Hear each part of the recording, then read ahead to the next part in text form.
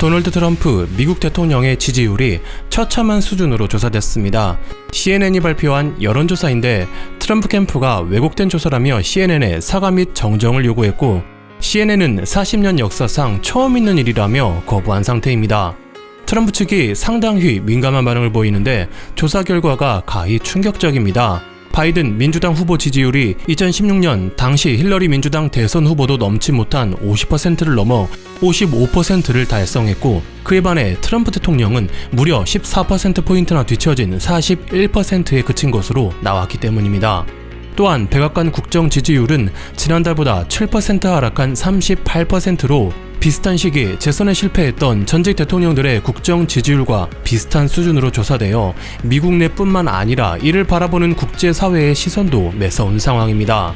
트럼프 캠프는 CNN에 반발함에 나섰지만 이 같은 예측은 다수의 관련 기관들이 내놓고 있는 것으로 그 중에서도 단연 눈에 띄는 것은 영국의 옥스퍼드 이코노믹스입니다. 자체 개발한 선거 결과 예측 기법은 1968년과 1967년 단 두 차례를 제외하고 미 대선 투표 결과를 정확하게 맞춘 실적을 가졌는데 그 옥스퍼드 이코노믹스가 단 35%의 득표율로 트럼프 대통령이 재선에 실패할 것이라는 예측을 내놓았습니다. 시사주간지 이코노미스트도 트럼프 당선 확률 15%, 바이든 85%로 주별 선거인단 확보 경쟁에서도 210대 328로 패배할 것이라 점쳤는데 이 같은 상황이 만들어진 단기적 원인으로는 코로나 늑장 대응과 흑인 시위 국면에서 과거 닉슨, 애그뉴 콤비가 썼던 백인 지지층 결집 전략이 반발에 부딪히면서 사회 불안이 매우 커진 것으로 해석됩니다. 며칠 전 월스트리트 저널과 MBC 뉴스가 공동으로 실시한 조사에서는 미국인의 80%가 현재 미국 상황이 통제 불능이라고 응답할 만큼 위기의식이 극에 달한 것으로 보입니다. 그간 주가지수와 트럼프 지지율이 함께 움직이는 경향을 근거로 대선까지 주가를 끌어올려 지지율을 견인하는 전략도 주가지수와 트럼프 지지율 사이에 디커플링 현상이 발생하며 트럼프 대선 캠프의 변수로 등장했습니다. 트럼프 지지율이 하락하고 실물 경제가 악화되는 와중에도 사상 처음으로 나스닥 지수가 1만 고지를 돌파하는 기현상이 벌어진 것입니다.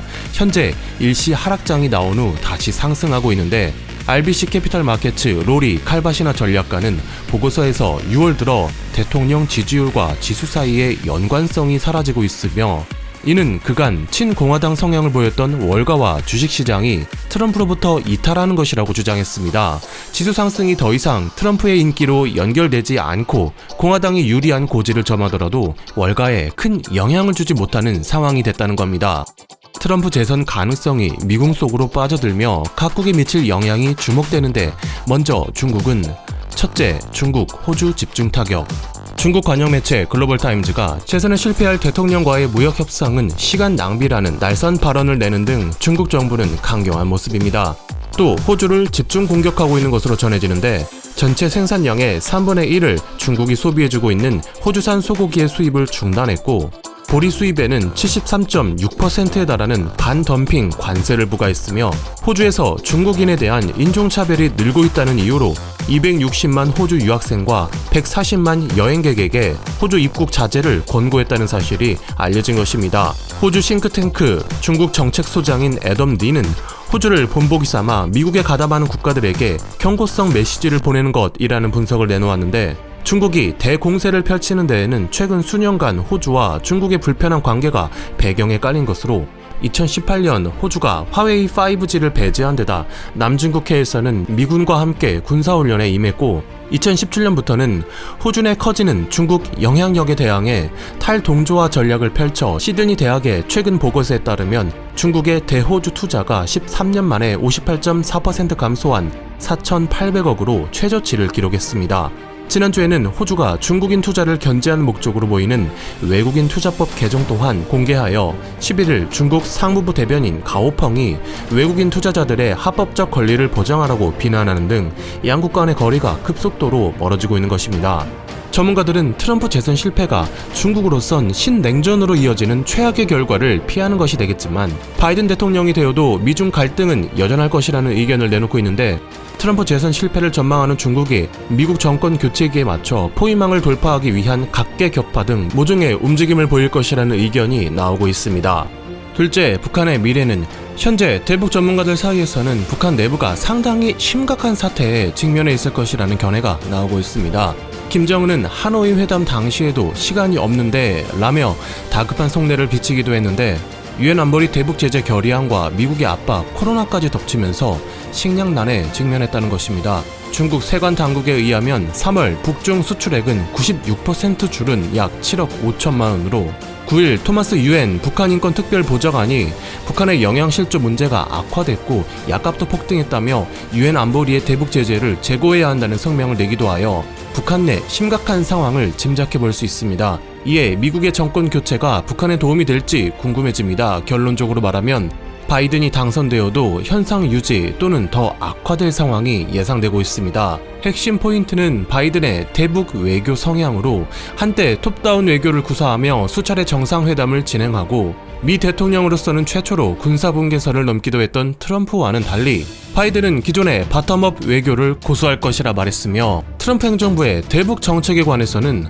오바마와는 너무 다른 외교 방향으로 김정은이 원하는 모든 것 합법성을 줬다고 CNN 방송에서 강력하게 비판한 바 있는 것입니다. 올해 초 민주당 경선에서는 북핵 확산을 막기 위해 한국, 일본과 협력할 것이며 중국이 동참하지 않는다면 강력한 조치를 취할 거라 단언했는데 대북 정책에서는 커트 캠벨, 웬디, 셔먼 같은 오바마 행정부 당시 동아시아 담당 관리들을 활용할 가능성이 크다는 주장이 나옴과 동시에 현재 바이든 선거 캠프에서 외교 안보팀을 이끄는 인물은 오바마 행정부 당시 국무부 장관 토니 블링컨으로 밝혀져 전략적 인내에서 대북 제재로 이행했던 오바마의 외교를 이어 강경한 자세를 취할 것이라는데 의견이 모이고 있습니다. 셋째, 일본 기대감을 숨길 수 없다.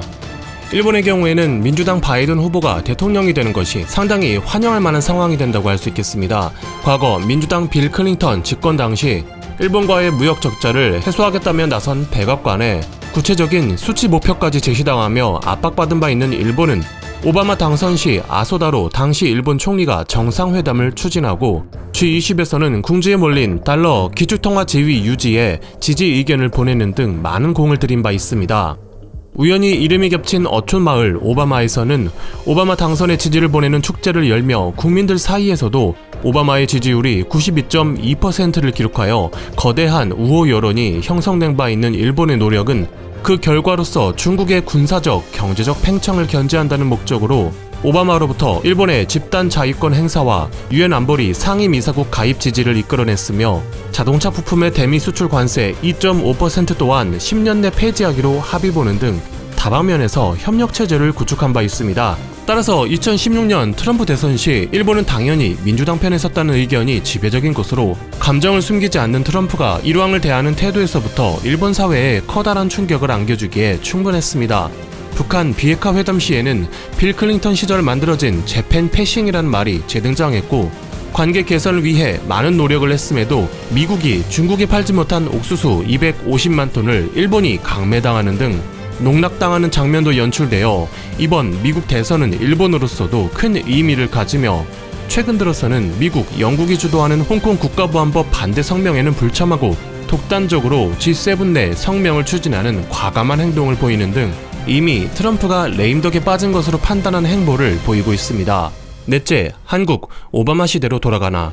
현재 한국은 방위비 갈등, 미중 양자택일 딜레마, G11 참여 시 예상되는 중국의 보복과 얻게 될 국제적 지위 등 많은 요소가 상반되면서 애매한 입장에 있습니다.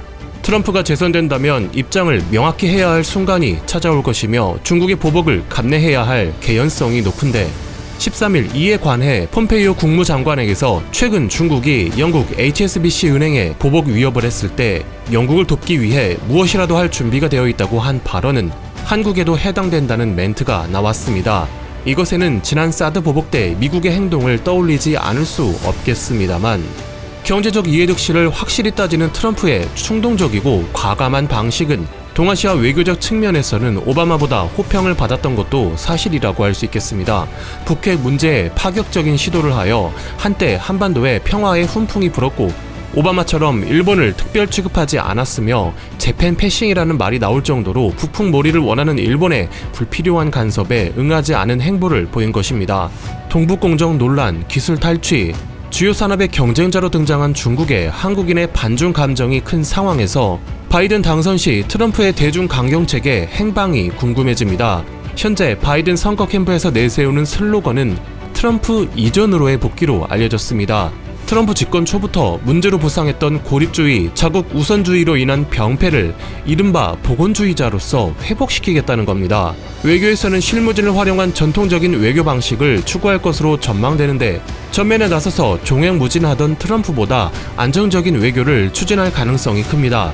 바이든의 성향이 신뢰할 수 있는 상대만 대화 테이블에 앉히며 그 신뢰를 확보하는 데 필요한 절차는 실무진을 통해서만 거친다고 알려졌기 때문입니다.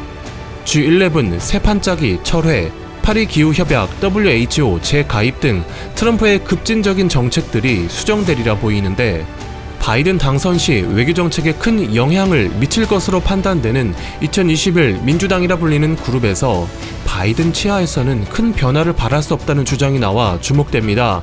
바이든 외교안보팀, 타 후보 캠프 관계자, 외교안보 전문가, 학자, 정치인으로 구성된 이 그룹의 수개월간 기고문을 종합해보면 지난 수십 년간 민주당이 세계관으로서 인식하던 일종의 자유세계는 중국, 러시아로 대표되는 권위주의를 견제하기에 역부족이며 신자유주의를 탈피하려는 움직임이 나온 것처럼 외교에서도 변화를 추진하여 5G, AI, 양자 컴퓨팅 등 신기술을 외교에 접목하고 조세 피난처를 공격하며 트럼프 행정부의 발자취를 일부 차용하여 시리아에서의 러시아 용병 축출, 중국의 고율 관세, 강경한 방위비 협상 등을 활용해야 한다는 주장이 나옵니다. 코로나로 모든 것이 바뀌었다고 말하는 이들이 바이든 외교정책 형성에 영향을 미칠 것으로 전망되는 만큼 오바마 때와 비교시 불확실성이 커졌다고도 할 수 있겠습니다. 데이터상으로는 바이든이 상당히 유리한 상황이지만 지난 2016년 대선에서 힐러리가 압도적이었으나 뒤집힌 점, 논란이 크지만 약탈에 관련해서도 트럼프 지지 여론이 커지는 점, 남은 5개월간 등장할 변수를 고려할 때 섣불리 예측할 수는 없겠습니다. 현재 미국 전문가들과 트럼프 최측근 리처드 리그넬 독일 주재 미국 대사에게서 대선 전 주한미군 일부 철수설이 제기되고 있습니다. 한반도 관련해서도 가시적 성과를 얻어낼 급진적 움직임이 나올 가능성도 배제할 수 없는 상황이라 할 수 있겠습니다. 좋은 주말 되십시오. 와트맨이었습니다.